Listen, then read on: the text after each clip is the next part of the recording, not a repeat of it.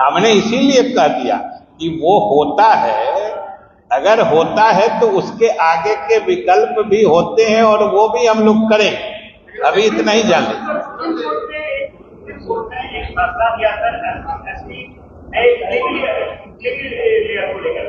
लेकिन अब जो विपक्ष है आरजेडी के लोग हैं वो कह रहे हैं कि अब इसमें विकल्प ये बचा है कि अध्यादेश लाया जाए।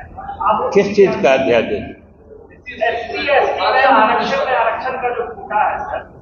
देखिए, एक तो पहली बात ये समझ लीजिए कि उस फैसले में सुप्रीम कोर्ट ने जो दो बातें कही हैं कि एक तो उपवर्गीकरण का, जिसको सब क्लासिक कैटेगराइजेशन कहते हैं, और दूसरा क्रीमी लेयर का, दोनों बिहार में ये दोनों कंसेप्ट पहले से लागू है, पहली बात।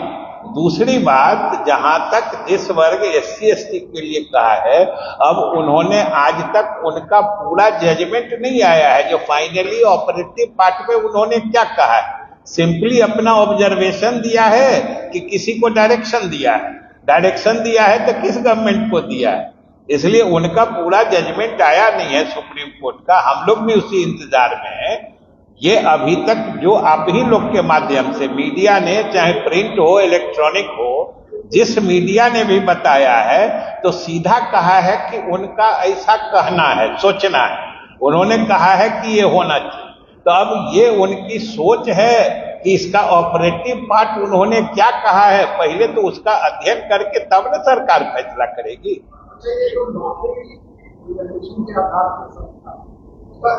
क्या नहीं, उसमें तो अगर आपने जो हम लोगों के कानून को स्ट्रक डाउन किया गया है, माने खारिज किया गया है, उसी ऑर्डर का, उसी फैसले का पार्ट है कि ये नया वाला फैसला हम निरस्त करते हैं। पुराना जो कोटा था उस पर नौकरियां मिलना जारी रहे, ये उसी फैसले का पार्ट है।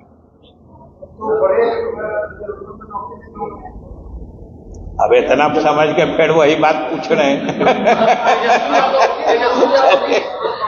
हाँ बोलिए, एक आदमी बोलिए न, एक एक करके।